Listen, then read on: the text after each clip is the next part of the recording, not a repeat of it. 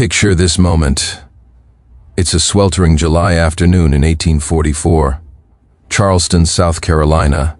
The auction block at Ryan's Slave Mart, one of the most notorious human markets in the American South. A crowd of white men gathers, cigars smoking, examining the merchandise. On the platform stands a man, 23 years old, 6 feet tall, muscular from years of plantation labor. His name is Samuel, but that's not why the bidding is about to get violent. The auctioneer shouts, "Prime breeding stock, strong back, healthy teeth, proven fertility, already sired 5 children on the Dawson plantation." The bidding starts. $800, $1,200, $1,500. Plantation owners competing for a man they view as livestock, as a walking factory to produce more slaves without the cost of importation. Then something impossible happens. A woman enters the auction house, alone. No male escort. This is scandalous. White women of quality don't attend slave auctions. Too crude, too masculine, too explicit in their discussion of human bodies. But this woman doesn't care about scandal. She wears black mourning clothes. A widow's veil covers her face. She walks directly to the auction block, raises her numbered paddle, and bids $2,000, double the highest offer. The room goes silent. Who is this woman? Why would a widow, supposedly grieving her dead husband, spend a fortune on a male slave specifically advertised for breeding? What the crowd doesn't know yet is that this widow, Margaret Harrington, age 29, is a virgin. Her marriage was never consummated. Her elderly husband died 3 months after their wedding without ever touching her. She inherited his plantation, his wealth, and his crushing loneliness. And Samuel? Samuel isn't just any slave. He's the biological son of Margaret's dead husband, born from a rape of an enslaved woman 23 years earlier. Margaret is about to buy her husband's illegitimate son, bring him to live in her house, and what happens next will destroy everything. Margaret thought she knew about herself, about power, about the institution she was raised to defend, and about the thin line between ownership and obsession. This is the true story of the virgin widow who bought a breeder slave for $2,000. The story that ended with a burning plantation, 2 missing people, and a secret that Charleston society buried for 150 years. Margaret Elizabeth Whitmore was born in 1815 to one of Charleston's first families, old money built on rice plantations and slave labor. By 18, she should have been married. But Margaret had a problem. She was too intelligent, too opinionated. She read abolitionist newspapers in secret, asked uncomfortable questions at dinner parties. Suitors came and left. By 1843, Margaret was 28, an old maid by Charleston standards. Then Robert Harrington made his offer. Robert was 64, a widower, owner of Harrington Hall, a massive rice plantation with 200 enslaved workers. He needed a wife to manage his household. He didn't need love. He didn't want passion. Margaret's father accepted immediately. Margaret had no choice. On March 15, 1844, Margaret Elizabeth Whitmore became Mrs. Robert Harrington. She wore white, smiled for the guests, felt nothing. The wedding night never happened. Robert drank too much at the reception, fell asleep in his study. Night after night, Robert found excuses. Too tired, too much brandy, business stress, pain in his chest. Margaret felt relief mixed with humiliation. 3 months after the wedding, Robert collapsed during dinner. Heart attack, massive and sudden. He died within hours. Margaret was a widow at 28, still a virgin, and suddenly, shockingly wealthy. 2 months after Robert's death, Margaret's plantation overseer brought news. Robert had a son, an illegitimate son born to an enslaved woman named Rose 23 years earlier. Rose had died in childbirth in 1839, but her firstborn, Samuel, was still alive, still enslaved, and he'd just been sold. The Dawson plantation was liquidating. Samuel was being sent to auction in Charleston as prime breeding stock, a young, healthy male with proven fertility, valuable for producing more enslaved children. Margaret felt sick. Her dead husband's son, her husband's own child, was being sold like livestock, being advertised for his ability to impregnate enslaved women. This was the system Margaret had always known but never confronted so personally. Then she made the decision that would change everything. At 2 o'clock on July 12, 1844, Margaret Elizabeth Harrington walked into Ryan's Slave Mart alone and bid $2,000 for Samuel. The auction house fell silent. The auctioneer looked uncertain. "Ma'am, are you sure this is... That is to say, perhaps you'd prefer $2,000, Margaret repeated, voice steady despite her hammering heart. The male bidders stared. Some whispered, some smirked. A wealthy widow buying a virile young buck? They could imagine only one reason, one scandalous, shameful reason. Margaret signed the papers, paid cash. Samuel was led down from the platform. He looked at Margaret with confusion and fear. "Deliver him to Harrington Hall tomorrow," she told the auctioneer. Then she left before anyone could ask questions. The next afternoon, Samuel arrived at Harrington Hall in chains. Margaret saw him clearly for the first time, and her breath caught. Samuel looked like Robert, the eyes, gray-blue, unusual, the high cheekbones, the shape of his jaw. This was Robert's son, undeniably. "Remove the chains," Margaret ordered. The overseer hesitated. "Ma'am, protocol dictates, remove them." Now, the chains fell. Margaret dismissed everyone. Alone with Samuel, she finally spoke. "Do you know who I am? You bought me." His voice was deep, careful, revealing nothing. "I'm Margaret Harrington. I was married to Robert Harrington, your father." Samuel's expression didn't change, but something flickered in those gray-blue eyes. "He wasn't my father. He was the man who raped my mother." The words hit Margaret like a fist. "You're right," Margaret said quietly. "I'm sorry, I shouldn't have said." "Why did you buy me?" It was the question Margaret had been asking herself. Why? To assuage guilt? To rescue Robert's son from degradation? Or was it something else? Something darker? "Because it was wrong," Margaret said, "selling you like that, advertising you like livestock. You're a human being, you're..." She couldn't finish. "I wanted to help." Samuel laughed, bitter, hollow. "Help? You bought me, you own me." "That's not help, that's just different chains." He was right. Margaret had done nothing noble. Buying Samuel didn't free him. "What do you want me to do?" Margaret asked. "Want?" Samuel stared at her.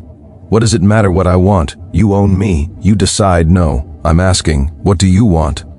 For the first time, Samuel seemed uncertain, as if the question itself was incomprehensible. "I want to never have been sold," he finally said. "I want my mother to be alive. I want to not be a breeder whose value is measured by how many children I can produce. I want to be free. But none of that is in your power to give me, is it?" Margaret felt tears burning. "I can't free you," she said quietly. "South Carolina law won't allow it without legislative approval. But I can promise you won't be bred like livestock, won't be sold again, won't be beaten." "And in return?" Samuel asked, because there was always a price. "In return, nothing. Just live. Work in the house, not the fields. I'll pay you wages, not officially, but I'll keep an account. And if there's ever a way for you to be free, I'll find it." Samuel studied her face, looking for lies, for the trap. "Why do you care?" "Because you're his son. Because what happened to you is wrong. Because..." She couldn't finish. "I don't trust you," Samuel said flatly. "I don't expect you to," Margaret replied. "But you're here, and we have to figure out how to live." For the first month, Samuel worked in the house. Margaret treated him with careful respect, never raised her voice, paid him wages in secret. They barely spoke, but they watched each other. Margaret noticed everything. How Samuel moved through the house like a ghost.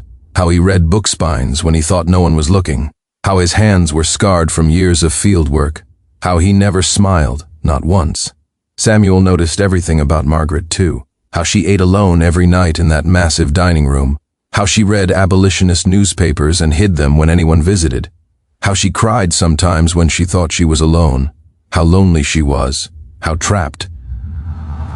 One evening in August, Margaret found Samuel in the library. He stood before the shelves, staring at the books with naked hunger. "Can you read?" Margaret asked. Samuel turned, caught. "Some. My mother taught me when I was young, before she was punished for it. Before the overseer found out and whipped her." "Take any book you want," Margaret said. Read anything. Just don't let the overseer see." "Why?" Samuel asked. "Because I think if you can't feed your mind, you starve even when your belly is full," Margaret said quietly. It became their secret. Every evening, after the house staff left, Samuel would come to the library. Margaret would bring tea. They would sit in separate chairs, always carefully distant, and read. Sometimes in silence. Sometimes Margaret would read aloud. Frederick Douglass's autobiography. Harriet Jacobs's accounts one night Margaret read from Douglass. "You have seen how a man was made a slave. You shall see how a slave was made a man." She looked up. Samuel was staring at her. "Why do you read these to me?" he asked. "Don't you know what they say about your people, about what you are?" "Yes," Margaret said. "That's why I read them, because I need to hear the truth. And the truth is that everything I was taught, everything I grew up believing about the natural, order and God's plan, it's all lies built on cruelty. Then why don't you free me?" The question was sharp, challenging. "I told you, the law is an excuse. If you really believed what you read, you'd help me escape. You'd give me money and directions to the north. But you don't. You just sit here reading about injustice while you perpetuate it." The words were brutal. True. Margaret felt them like knives. "You're right," she whispered. "I'm a coward. I benefit from the system I claim to oppose. I tell myself I'm helping by treating you well, but I'm still keeping you in chains. I'm just making those chains more comfortable. And that might be worse." Silence. Then Samuel spoke, voice softer. "Why did you really buy me? And don't tell me it was about my father. There's something else." Margaret closed her eyes. "Because when I saw you on that auction block, being sold as a breeder, being reduced to your body, I saw myself. Different cage, different chains, but the same reduction. Women are sold too, just in different ways. Our value measured by different metrics. But the lack of choice is the same."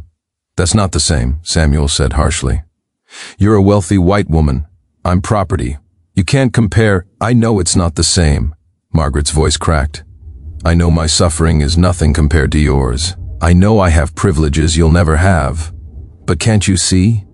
The system that enslaves you is the same system that imprisoned me in a loveless marriage. Can't you see we're both trapped?" "No," Samuel said, standing. "You can leave. You have money. You could go north. You choose to stay. That's the difference. You have choices. I have none." He left the library, but the next evening Samuel came back, sat in his chair, waited. Margaret read, and slowly something changed between them. The careful distance began to erode, not in actions, not in anything visible, but in the weight of shared silence, in the understanding that they were the only two people in that house who saw each other as fully human. It was dangerous, so dangerous. Because somewhere in those evenings of reading and talking and painful honesty, Margaret stopped seeing Samuel as her property. She started seeing him as Samuel, just Samuel, a brilliant man trapped in an evil system. And that recognition, that moment of seeing someone you own as an equal, is where everything cracked. It happened on a September night during a thunderstorm. Lightning split the sky. Rain hammered the windows. Samuel entered the library dripping wet. "The slave quarter roof is leaking. I helped move people." Without thinking, Margaret stood. "You need dry clothes. Come upstairs." She led him to Robert's old dressing room, found clothes that might fit. When Samuel emerged in dry clothes, they looked at each other. Something was different. The barrier had shifted. Margaret handed him tea. Their fingers touched, brief, electric. Both pulled back as if burned. "I should go," Samuel said. "Stay, just stay. I don't want to be alone with the storm." It was an excuse. They both knew it. But Samuel stayed. They sat, watched the lightning. "Do you ever wonder what your life would have been if you'd been born free?" Margaret asked. "Every single day," Samuel said. "Do you ever wonder what yours would have been if you'd been born a man?" "Every single day," Margaret echoed. They looked at each other, really looked. Saw the loneliness, the hunger, the impossible longing for a life neither would ever have.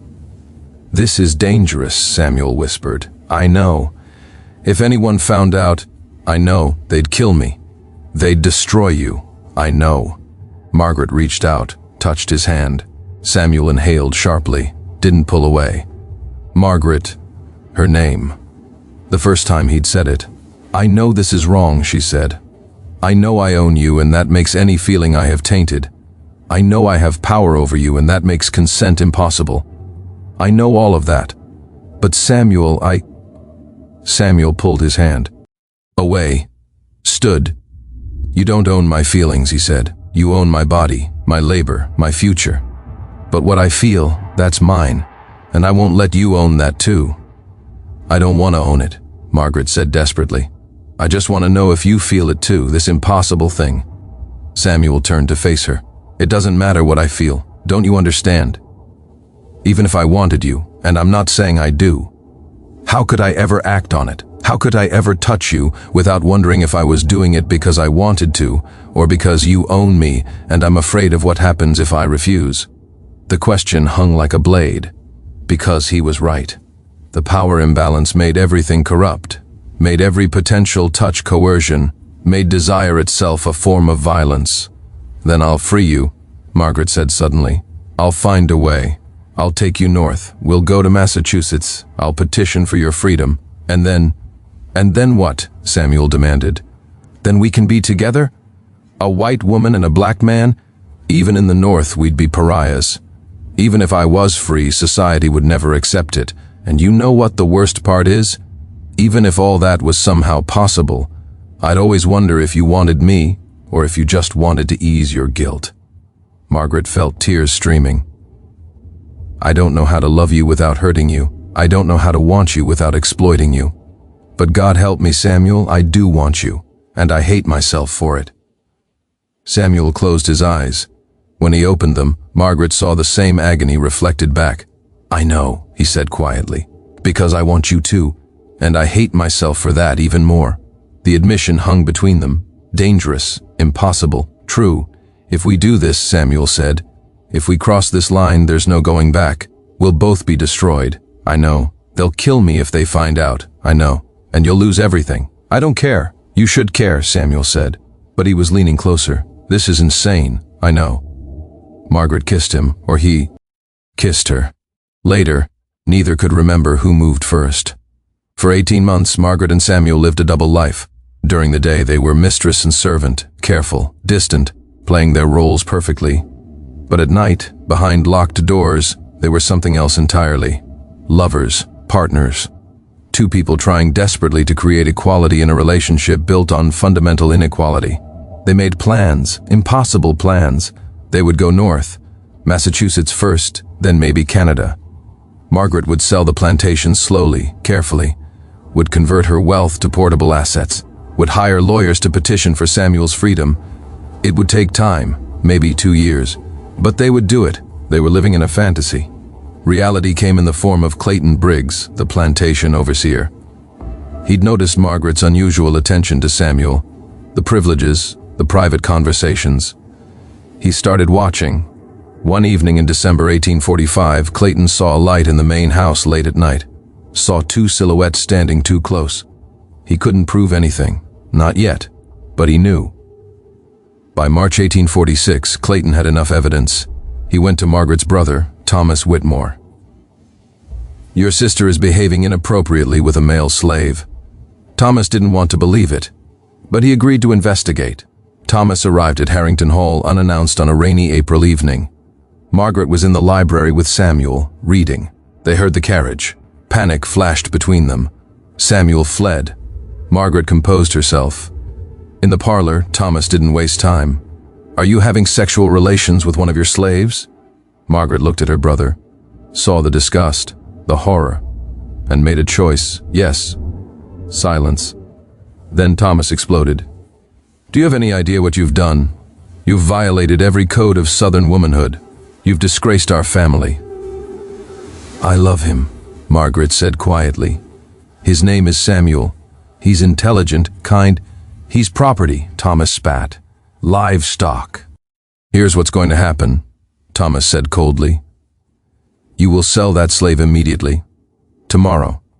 To the furthest plantation you can find, or I'll have him executed for rape." "It wasn't rape," Margaret shouted. It doesn't matter what you call it. In the eyes of the law, a slave cannot consent to a white woman. Therefore, it's rape. He'll be hanged, unless you cooperate. Margaret had no choice. I need 1 hour, she said, to say goodbye. Thomas studied her face. 1 hour, then he goes, tonight.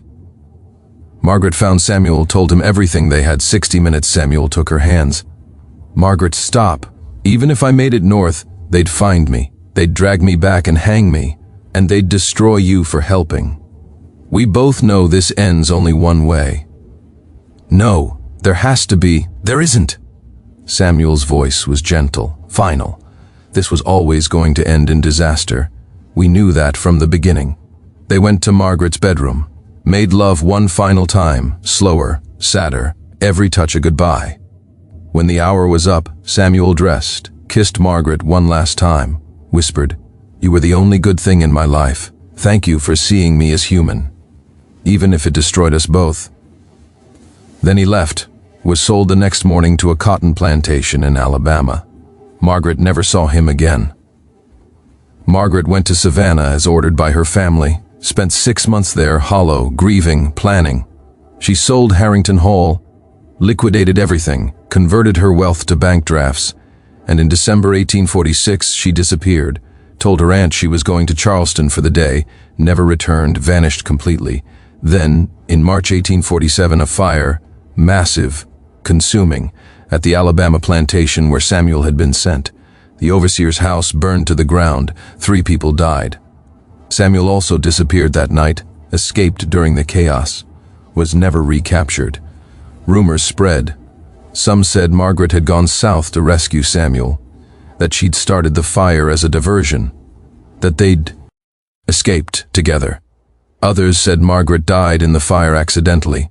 Others claimed the female body found wasn't Margaret at all. The truth? Nobody knows. The official record says Margaret Harrington perished in an accidental fire in Alabama on March 3, 1847. Samuel was listed as a fugitive, never recaptured. But there are hints, rumors. A couple living in Boston in 1850, a white woman and a black man claiming to be husband and wife. She used the name Elizabeth Harris. He was called Sam Harrison.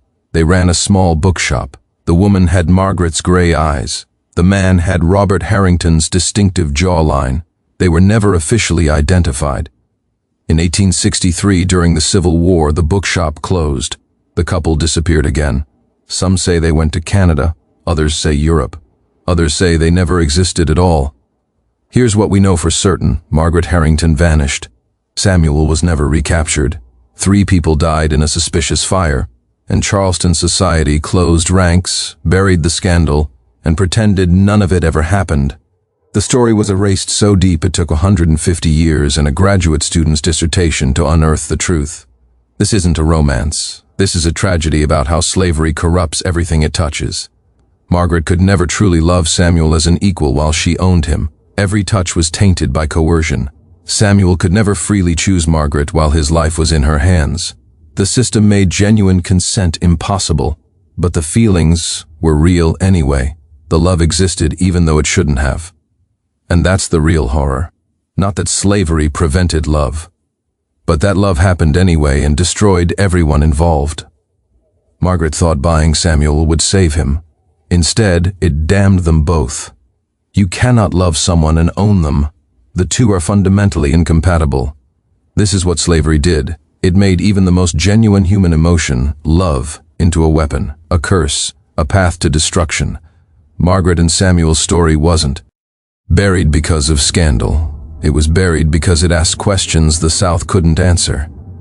If a slave owner could love the enslaved, what did that say about the claim that slaves weren't fully human? The story had to be erased because it threatened the entire ideological foundation of the system. If Margaret and Samuel did escape, if they did live as Elizabeth and Sam in Boston, they never had the life they dreamed of. They lived in hiding, always afraid, always looking over their shoulders. Love didn't conquer slavery. Love was another casualty of it. Margaret Harrington thought buying Samuel would save him. That's the secret. That's the truth Charleston buried for 150 years. That's why this story matters.